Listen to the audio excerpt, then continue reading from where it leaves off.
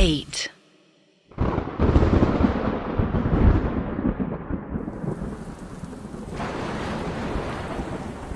महाराष्ट्र के पालघर जिले के छोटे से गांव भिवरी में रितेश ठाकुर अपनी बीवी के साथ कुछ हफ्तों के लिए रहने आया हुआ था। उसके 3 बेडरूम वाले घर से 2-3 किलोमीटर की दूरी तक कोई और घर नहीं था, इसीलिए घर के आसपास का माहौल सन्नाटे में डूबा हुआ था। महीना था जुलाई का और शाम के 5 बज रहे थे। 5 घंटों से लगातार हो रही तेज बारिश अभी अभी थमी थी। आसपास घने पेड़ों का घेराव, घर के बाहर कोई लाइट या बल्ब का ना होना और ऊपर काले बादलों की वजह से ऐसा लग रहा था जैसे रात के 1 या 2 बजे हों। ब्लैक स्वेट शर्ट और ट्रैक पैंट्स पहने 32 साल का रितेश घर के बाहर एक जुगाड़ू टेंट के नीचे बैठा हुआ विस्की पी रहा था। रितेश! रितेश! वो आदमी फिर से आ गया है। बस मुझे घूरे जा रहा है। Tell him to leave me alone please. मुझे बहुत डर लग रहा है। रितेश की हार्ट बीट तेज हो गई। उसने विस्की का ग्लास नीचे रखा। सुप्रिया, तुम क्यों मुझे ऐसे डरा देती हो यार? अंदर कोई नहीं है, you know that. Shut up Ritesh, मैं सच कह रही हूँ, इस बार सच में कोई है। हाँ, मैंने कहा था ना, वो आदमी अंदर ही है। घर के अंदर से आई आवाज से रितेश थोड़ा सा थम सा गया। उसकी आंखें सुप्रिया से मिली। वो लगातार उसे देखता रहा, फिर वो धीरे से उठा। हाँ, वो मेरी तरफ ही आ रहा है रितेश। सुप्रिया रितेश के पीछे जाकर छिप गई। रितेश दबे पांव घर के अंदर जाने लगा। सुप्रिया उसके ठीक पीछे चल रही थी। अंदर जाकर रितेश ने बेडरूम का दरवाजा हल्के से खोला। डर में वो थोड़ा कांप रहा था। उसने धीरे से पूरे कमरे पर नजर डाली। यार सुप्रिया, यहाँ तो कोई नहीं है, कहा था ना मैंने। बेड के नीचे एक बार चेक करो प्लीज। रितेश की हार्ट बीट फिर तेज हो गई। घबराते हुए उसने बेड के नीचे झांका। वहां भी कोई नहीं था।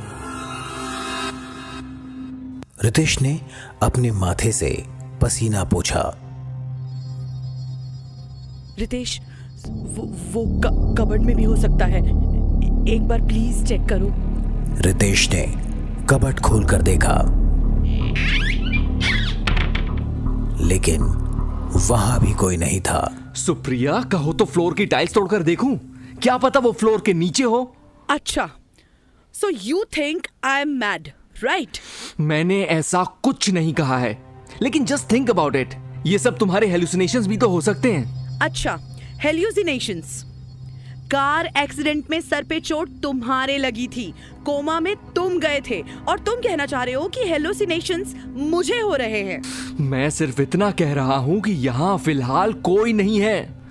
कोई बिल्ली बिल्ली होगी यार। मुझे पता है बिल्ली कैसी होती है रितेश। इट्स ओके, बिलीव नहीं करना तो मत करो, कम से कम मेरी इंसल्ट तो मत करो। ये कहकर सुप्रिया कमरे से बाहर चली गई। सुप्रिया के जाते ही रितेश बेड पर बैठ गया और गहरी सोच में पड़ गया।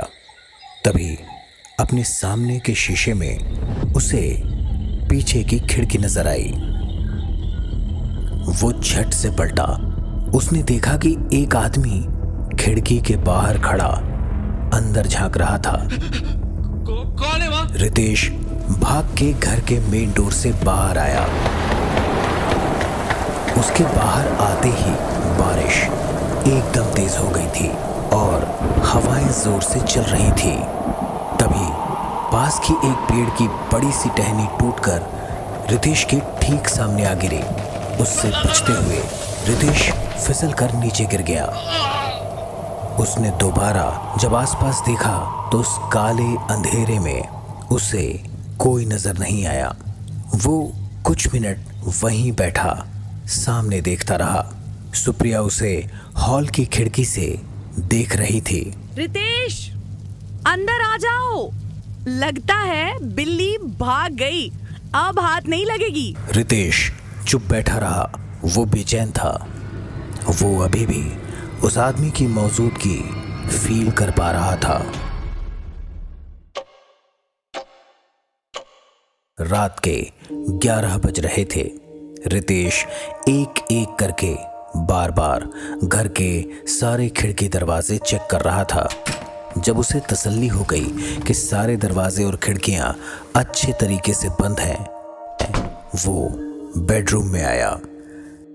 सुप्रिया, आज मैं तुम्हारे पास सो जाता हूँ। नो रितेश, अरे तुम्हारे पास लेटने से थोड़ी ना तुम्हारा स्किन इन्फेक्शन मुझे लग जाएगा। डॉक्टर ने कहा है ना, ये स्किन कंडीशन बहुत कंटेजियस है। We can't take a chance. अच्छा ठीक है, मैं नीचे जमीन पर गद्दा लगा के सो जाता हूँ। यार, मेरी बात कभी तो मान लिया करो रितेश। उस दिन भी अगर तुम ड्राइव करते वक्त अपने थॉट्स में लॉस्ट ना होते तो ना ही आरव मरता और ना ही तुम कोमा में जाते और ना ही हमें इस भूतिया घर में आकर रहना पड़ता for your bloody peace of mind. Supriya, लगता है आरव के जाने का दुख तुम्हें मुझसे ज्यादा हो रहा है। वो तुम्हारा बेस्ट फ्रेंड होने के साथ साथ मेरा भी अच्छा दोस्त था रितेश। इतना कहकर सुप्रिया लेट गई और अपने चेहरे पर कंबल ओढ़ लिया। Now just sleep outside please. जब रितेश बेडरूम के दरवाजे के पास पहुंचा, उसने मुड़कर सुप्रिया की ओर देखा। सुप्रिया, मैं कल ही पुलिस स्टेशन जाकर उस आदमी की कंप्लेंट करूंगा, तुम टेंशन मत लो। सुप्रिया से कोई रिएक्शन नहीं आया। फिर रितेश ने एक पल के लिए कुछ सोचा। And Supriya, I love you. ये सुन सुप्रिया ने एकदम से कंबल अपने चेहरे से हटाया।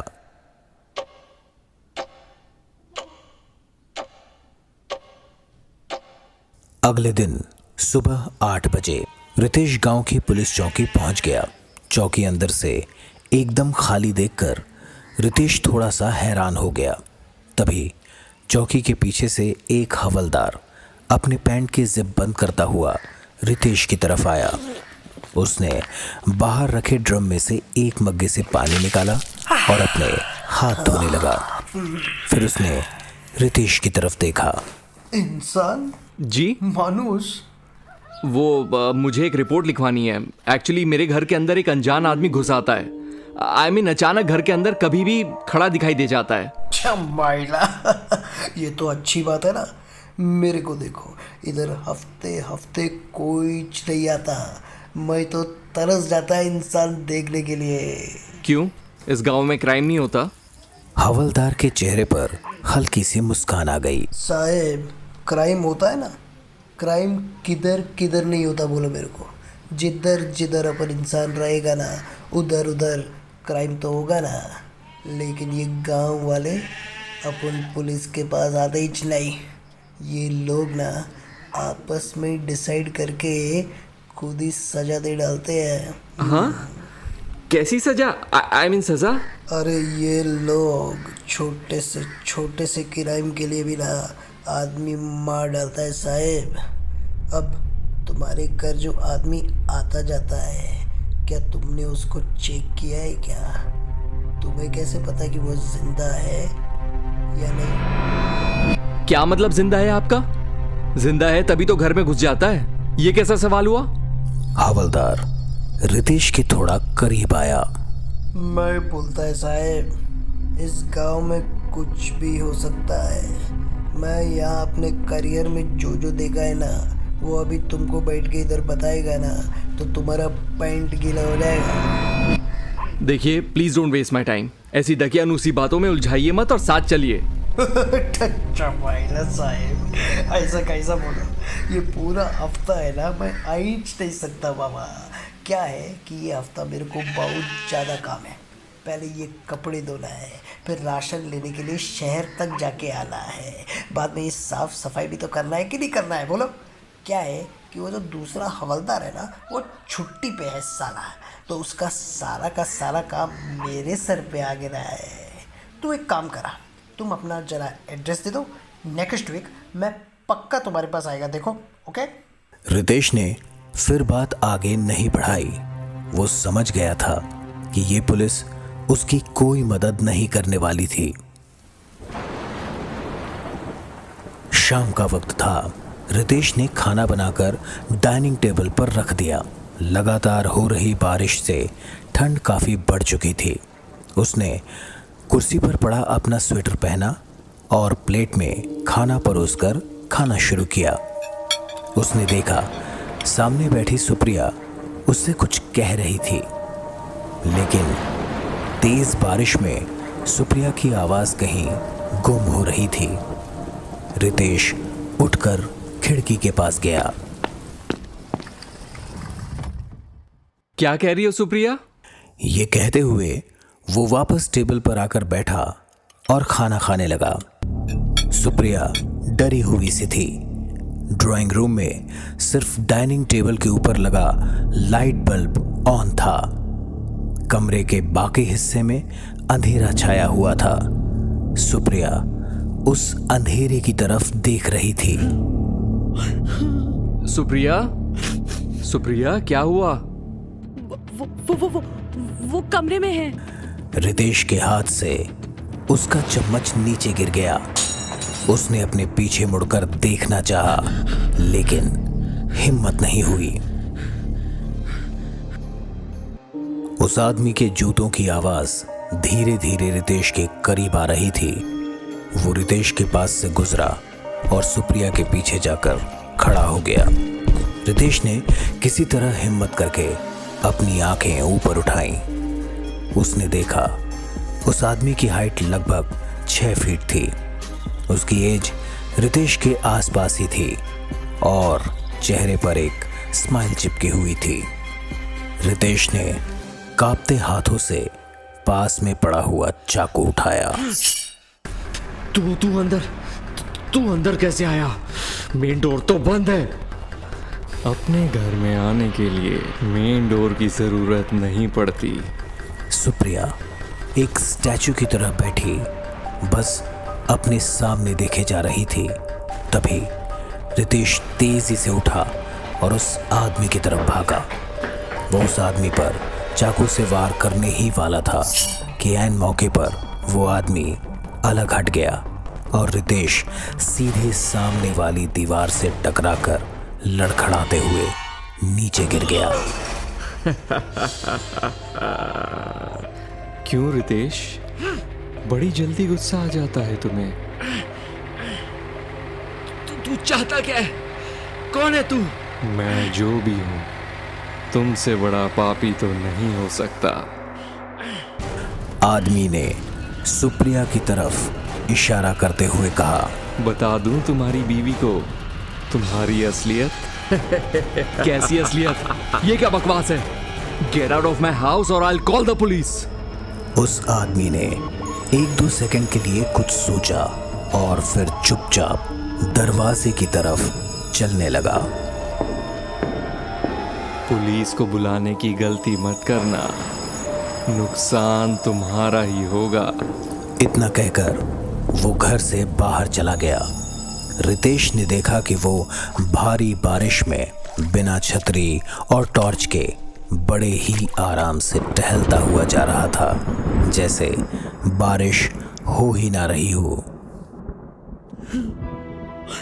रितेश धीरे से उठा और सुप्रिया के पास गया। I think you are right. हमें यहाँ अब और नहीं रुकना चाहिए। कल सुबह ही हम यहाँ से चले जाएंगे। इससे पहले कि रितेश सुप्रिया को गले लगाता, सुप्रिया जल्दी से उठकर अपने कमरे की तरफ भाग गई। रात के 11 बज रहे थे। रितेश ड्राइंग रूम में खिड़की के पास पड़े दीवान पर सोया हुआ था। इस सुनसान जगह पर म्यूजिक कौन प्ले कर रहा है?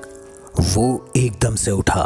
उसने अपनी छतरी उठाई और मोबाइल की टॉर्च ऑन करके घर से बाहर निकल गया। बारिश काफी हद तक कम हो चुकी थी। वो कीचड़ में अपनी ट्रैक पैंट उठाकर म्यूजिक की आवाज की तरफ चले जा रहा था। चलते चलते वो अपने घर की पिछली तरफ आ गया था। उसने घर की बाउंड्री वॉल के पास उगी घनी झाड़ियों को अपने हाथ से एक तरफ किया। What the? हमारे घर के पीछे ये बंगला कब बना? रितेश के सामने एक लैविश बंगलो था। उसने देखा कि स्विमिंग पूल से एक बहुत ही खूबसूरत औरत बाहर निकली। बिकनी पहनी उस औरत का जबरदस्त फिगर देखकर रितेश के अंदर एकदम से उसके लिए अट्रैक्शन जागा। रितेश को लगा जैसे उसके पीछे से कोई हंसा। उसने धीरे से अपना सर पीछे की तरफ घुमाया। वहां कोई नहीं था। तभी रितेश के दाएं कान पर किसी ने दस्तक दी। उसे किसी की गर्म सांसों की गर्माहट महसूस हुई। कौन है? कौन है?